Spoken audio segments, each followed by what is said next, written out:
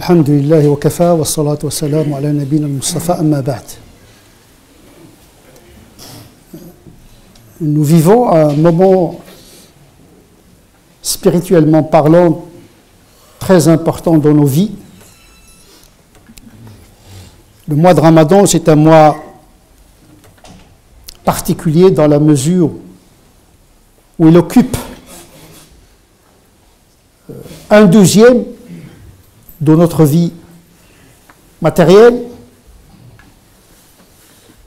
pour le consacrer à une pratique dont la singularité peut être résumée dans la patience. Personne ne peut mener sa vie convenablement s'il n'est pas doté, armé par la patience. Il ne peut pas obtenir les choses auxquelles on aspire sans la qualité et l'art de la patience. Savoir se retenir, s'abstenir, savoir attendre le moment opportun. Une attente active, lucide et intelligente. C'est le contraire de la précipitation. Al-ajalatu min ash-shaytan. La légèreté dans l'action conduit à la ressemblance de l'acte satanique. Se retenir, être capable de se modérer. C'est une qualité auquel Dieu a promis le paradis sans passer par le jugement. Innama yuwaffa as-sabiruna ajrahum bighayri hisab. Les patients le jour du jugement dernier ne seront pas soumis à un jugement. Ils entrent directement dans le paradis. C'est pour dire cette qualité cardinale en islam. C'est une pratique de l'islam, la patience. Ce n'est pas uniquement avoir une visibilité, manger halal. Non, non. Il y a d'autres pratiques qui sont très importantes et dont le coefficient spirituel est très élevé. La patience. Wasbir, patiente. Le Coran est rempli de passages qui appellent à cette vertu. Le mois de Ramadan, c'est un moment où on apprend, on fait notre réapprentissage de la patience. Le jeûne du mois de Ramadan n'est qu'une manifestation de cette qualité. La patience, c'est une vertu globale qui se décline, entre autres, dans la pratique du jeûne. Donc l'esprit même du jeûne, c'est acquérir la vertu de la patience. Savoir se retenir. Savoir dire non, comme disait un philosophe qui s'appelle Derrida, penser, c'est dire non. Non à nos pulsions. L'action est très facile à faire. Ce qui est le plus difficile, c'est d'inhiber un certain nombre d'actions. Comme disait notre personne, un neuroscientifique, cognitiviste, qui dit que l'inhibition créatrice, savoir se retenir. J'inhibe donc je pense. La pensée, c'est un acte de pensée qui résiste aux pulsions, aux réactions éthologiques. L'animal, lui, il ne patiente pas. Il réagit. Il a faim, il mange. Il a un désir sexuel, il copule. Il n'a pas de limite. La patience crée des limites. Tu vois le manger devant toi, mais tu as cette capacité, cette force de l'esprit qui dit à la pulsion, non. La patience, c'est une libération des pulsions. C'est une orientation de l'action vers une certaine économie morale. Cette patience, à travers le jeûne du mois de Ramadan, se manifeste sous deux formes essentielles. Il y a une portée cultuelle, dans le sens d'une connexion, d'une relation avec Dieu, et une portée horizontale, c'est-à-dire une gestion de la relation avec autrui. Le jeûne du mois de Ramadan incarne ces deux dimensions de l'islam, le culte et l'éthique. Le culte consiste à s'abstenir de toute nourriture, de toute consommation, de la nourriture ou bien consommation sexuelle. Une imitation d'Allah subhanahu wa ta'ala lui-même, qui ne boit pas, qui ne mange pas, qui ne copule pas. Dieu n'a pas d'enfant. Par conséquent, il n'a pas de compagne, sahiba, comme dit le Coran,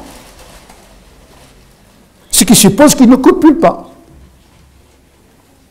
Il n'est pas soumis à la pulsion. Sauf que nous autres humains, on est éprouvés par la pulsion.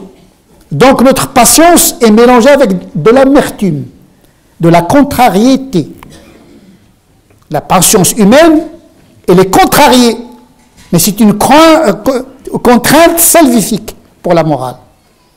Il se peut que vous détestiez certaines choses, alors qu'il y a beaucoup de bien dans ces contraintes, parce que ce sont des inhibitions positives. Et donc le jeûne n'est pas absurde. Il a une fonction transcendantale et une fonction éthique et relationnelle. L'islam, ce n'est pas la religion de l'absurde. On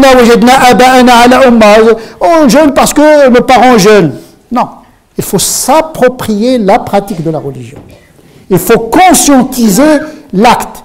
Il faut également savoir parler de notre pratique. Parce qu'une pratique dans une société sécularisée comme la société française demande des explications, une visibilité, une religion, une pratique dans une société comme la France et qui n'est pas expliquée peut procurer de l'angoisse, de l'exclusion, de la peur de l'autre qui est différent, qui n'arrive pas à s'expliquer, à expliquer pourquoi il est dans cette société et pourquoi il jeûne, pourquoi il prie, pourquoi il mange ceci, pourquoi il... Il faut expliquer les choses. Il ne suffit pas de dire l'islam me dit. Mais pourquoi l'islam te dit ça? C'est ça la question qui se pose. Pourquoi Dieu te dit de jeûner? C'est un Dieu, donc votre Dieu il est absurde. Il vous soumet à des épreuves comme ça pour vous contraindre. Et comment ça fait? C'est pour vous. Votre enfer, il est dans ce monde. C'est pas comme ça qu'on doit accueillir le don de la prescription du jeûne de la part d'Allah subhanahu wa ta'ala. Une pratique qui n'est pas expliquée, qui n'est pas comprise, une pratique qui n'est pas intelligible est une pratique inachevée. Le Coran, chaque fois qu'il prescrit quelque chose, essaie d'expliquer la raison. La raison. Après avoir prescrit le jeûne, le but c'est pas la contrainte pour la contrainte, mais cette pratique suppose un effort, mais avec des limites. Une fois que la limite est atteinte, vous avez les dérogations de ne pas jeûner parce que la contrainte n'est pas une finalité de la charia. Par contre, la patience, c'est une vertu qu'il faudrait acquérir par le jeûne. Parce qu'il est salvifique pour la vie spirituelle, morale, familiale, conjugale, sociétale, économique. Sans la patience, c'est le chaos et le désordre. Et donc, le jeûne, c'est faire comme Dieu, être patient. Puisque Dieu s'appelle le patient, sabour. C'est pas sabir. Sabir, c'est le simple patient. Mais sabour, c'est celui qui patiente beaucoup. C'est un superlatif du patient. Et donc, c'est une forme de consolation en réalité. Lorsque Dieu se révèle à ses serviteurs à travers les attributs qu'ils connaissent d'eux-mêmes, il dit, écoutez, vous n'êtes pas les seuls à patienter. Moi-même, je patiente. Samad, c'est quelqu'un qui n'a pas de tube digestif. En réalité, Je vous demande de faire comme moi un petit peu, avec un petit effort, dans les limites humaines possibles. Bien sûr, notre modèle, c'est le Rasul sallallahu alayhi wa sallam, bien sûr. Notre modèle, notre exemple, c'est le prophète. Mais c'est un exemple humain, qui a su incarner les qualités divines dans leur forme la plus aboutie humainement possible. Mais le modèle des modèles reste Dieu lui-même, subhanahu wa ta'ala. C'est-à-dire chercher toujours la perfection. La perfection, c'est Dieu. Le Kamil. Dieu, il est parfait. Donc on cherche la perfection par la médiation de notre prophète Mohammed sallallahu alayhi wa sallam, qui est l'homme le plus parfait parmi les hommes. Mais notre modèle,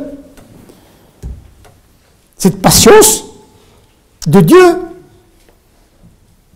qu'il a fait manifester dans la nature humaine, puisque Dieu a créé Adam à son image.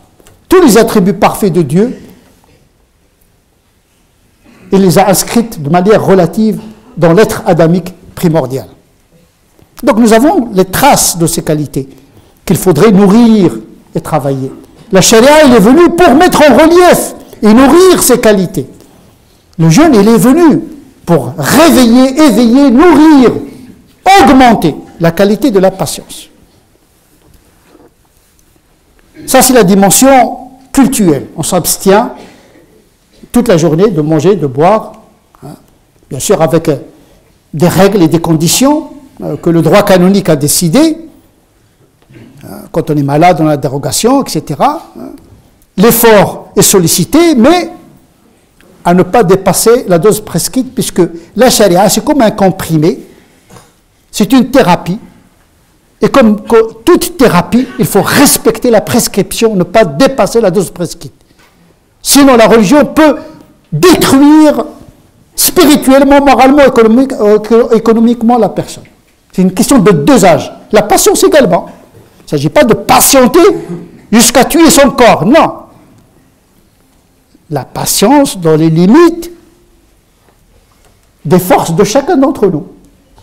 On n'a pas le même degré de patience, mais on est appelé à augmenter le degré de patience qui est en nous, en germe. Ça, c'est la dimension, je dirais, verticale. Le jeûne comme une pratique inintelligible qui consiste à s'abstenir de toute nourriture, de toute consommation sexuelle pendant toute la journée. Mais la patience du jeûne se déploie également au niveau horizontal. On patiente devant l'ordre de Dieu en s'abstenant du plaisir, de la nourriture et du sexe, bien sûr toujours dans le halal, parce qu'il s'agit d'interdire quelque chose qui est originellement halal. Ça ne veut pas dire que le soir on peut manger le porc et boire le vin, ou bien coucher avec n'importe qui. Non, on reste toujours, parce qu'il y a des gens qui parfois ils comprennent les choses à l'envers. Il ne s'agit pas de faire n'importe quoi le soir, hein. Il y a toujours si on est capable de se retenir pendant toute la journée,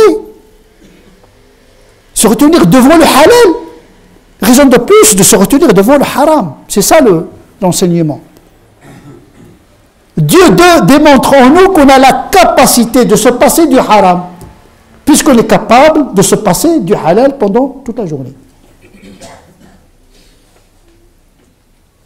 Mais quand vous n'avez pas cette intention dans le jeûne, vous pensez que le jeûne, c'est pour le jeûne. On ne mange pas, on ne boit pas, et puis on peut faire tout ce qu'on veut. Non, il y a un lien entre cette pratique et le comportement en dehors du simple jeûne. Sinon, c'est une pratique imparfaite, incomplète, inachevée. Tant qu'il ne se déploiera pas au niveau horizontal. C'est pour cette raison qu'il ne faudrait pas réagir à la provocation, à l'agression. Le prophète dit que, en principe, le jeûne est un bouclier. As-siyamu junna, un bouclier. On est protégé. فلا يرفث ولا. Que le jeûneur n'insulte pas, que le jeune ne dise pas des grossièretés, que le jeune ne commette pas des comportements inappropriés. Yajhal. Le jahl, c'est sortir de sa raison, devenir comme fou. Et si quelqu'un l'agresse